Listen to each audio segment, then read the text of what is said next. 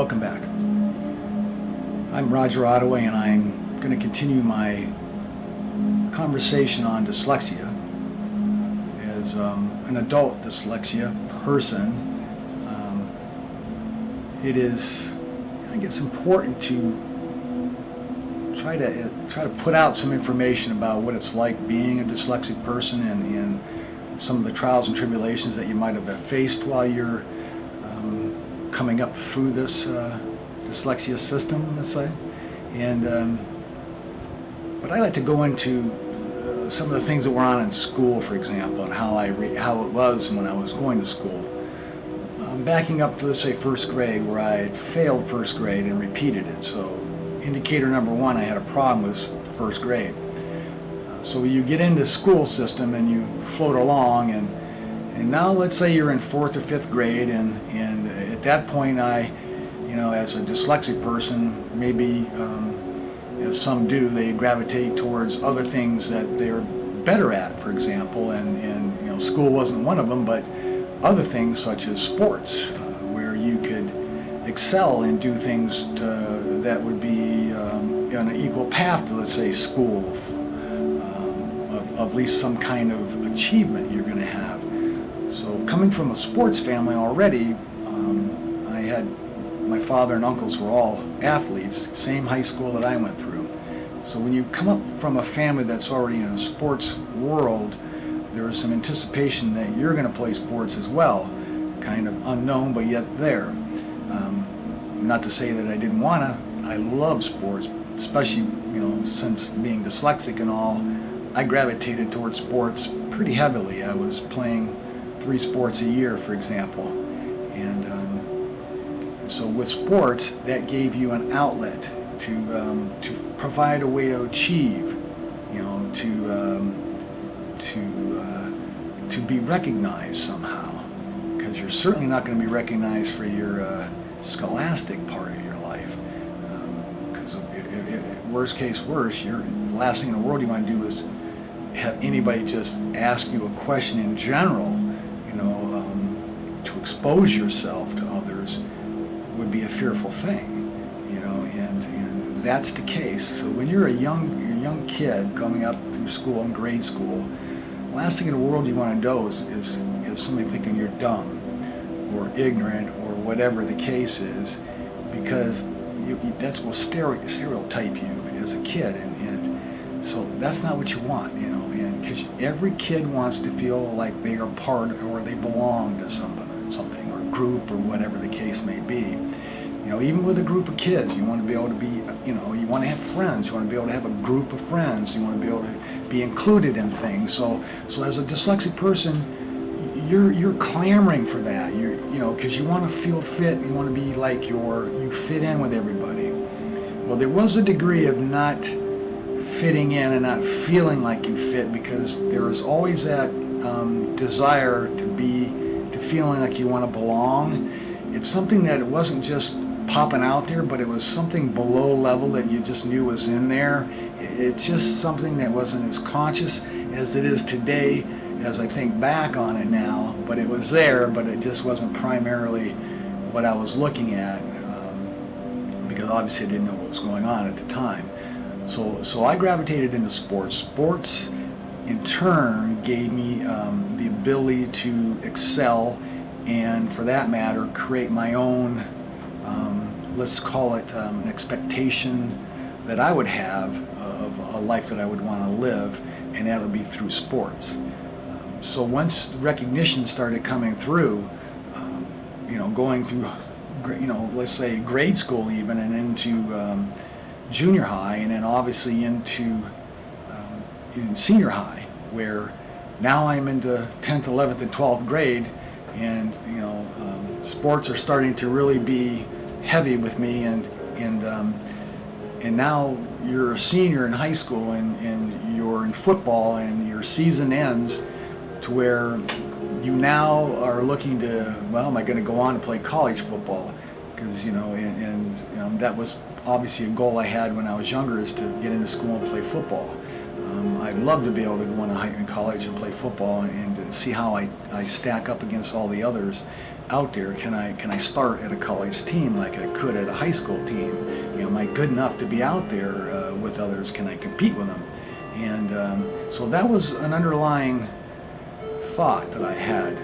But as senior year approached and got through the senior year, and I had started to commit to go to a college to play football. And so as I got into near the time to go into play or get into to start, you know, as the high school ended and the summer came up and where the college school session was going to start and football was going to start, I decided not to play. I decided not to play because I was concerned about getting the work done in school.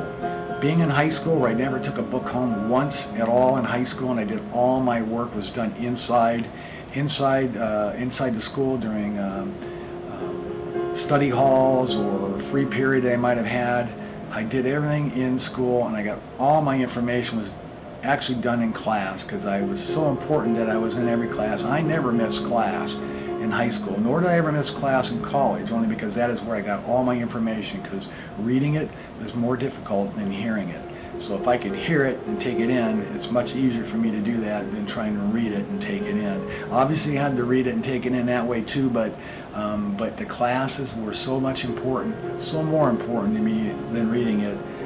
And I look back at that today and say, wow, I can see why I never missed class in high school. I can see why I never missed class in college. Not realizing it, that's where I got all my information at, was in class. And so I knew not missing class would be a much bigger benefit to me than anything. So those things were very dark in those days. But what had happened in the sense was that since I had built up such an expectation of my own self, what people expected of me in sports, because I got all the local sports boosters looking to get this kid into college. They're all about putting their kids in college and get them in there to play in a college, and so that was all there. That was all presented to me, and I failed to do that. I decided not to do that.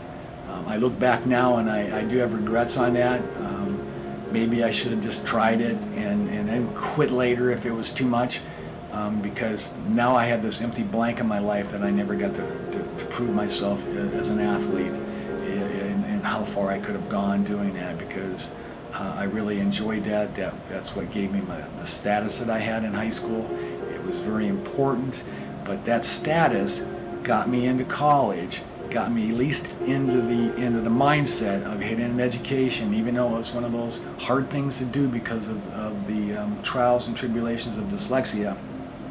It was not an easy path. It was the most difficult path that I ever can imagine taking, but it was a struggle. And the first few years when I was younger, first out of high school, when I left the school I was in, went out to Arizona, relocated to Arizona, and I continued on to school, and I got an associate degree, and then things have happened where I couldn't get back into school.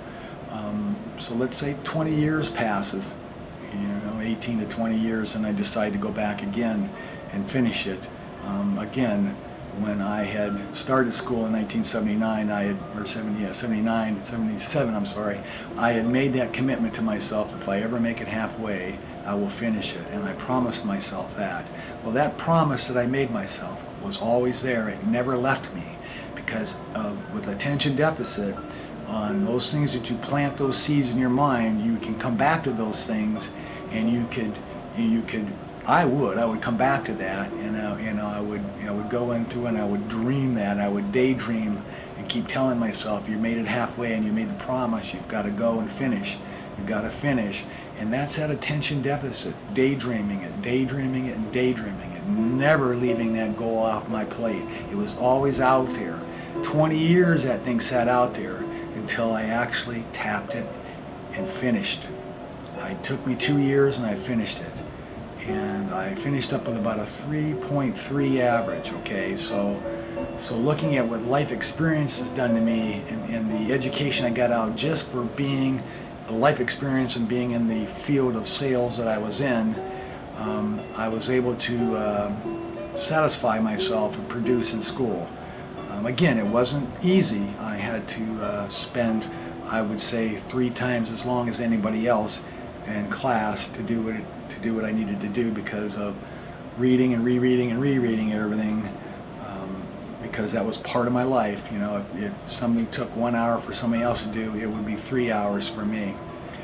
To write, just even today, currently and today, writing emails and certain things, they're you know, in order to be correct, I have to really be careful in my writing, and I'll explain some of those techniques used and how some of the dyslexia can write and how they can write well if they were using certain techniques to do that.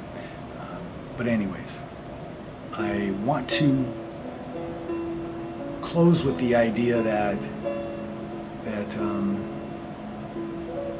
sports and certain things that dyslexias use in order to find their way is kind of critical to them, because they need that. They need a sense of being part of everything, and that was important. So kids who have some impact with this, they just need that little assistance by somebody like me that says, hey, look, you got this, you can make it through this, here's some things that could help out, and here's my phone number, so whenever you want to talk about it, give me a call. We'll talk about it a little bit, and we'll just tell you how things could be if you wanted me to relate to that. I hope you enjoyed this conversation. It's just in the line of things that I want to talk about, because there's so many things to discuss about dyslexia. I do want to go into things of how you can catch things on things. Like, for example, I had mentioned before that we see things in pictures, and I want to go into the explanation of that eventually, of how that works and how you read and how pictures become part of the puzzle that you're working with. And when I get into explaining that a little bit, that will give you some insight of, okay, well, that makes sense, and I can show you some techniques I use in order to help myself facilitate my writing. And it's always work. There's always work involved with this, because it's never a, say, cut and dried thing. Obviously, dyslexia is a moving target for many of us, and but without going in too more deeper into that stuff, I just wanted to lay the groundwork for something in the future we can talk about, is how to write, and what a dyslexic person sees when he writes, and how he writes, and what's like in that person's mind. Because if you got a child that's dyslexia, and this might help you understand how they are processing things and how their mind's working a little bit, because it's like, you know, Venus and Mars, you know, it's totally different, and you're never going to understand it. Even my wife does not understand things, because it's coming from Venus and I'm the Mars guy, and so it's just, sometimes they just never meet up. But unless you educate them and try to bring familiarity to them, how it is, then you may be on a path of doing something that might help out. Anyways, the next time out, let's chat a little bit more about how to write a little bit, and what we see when we're doing these things. Okay? Until next time, thank you for joining in today.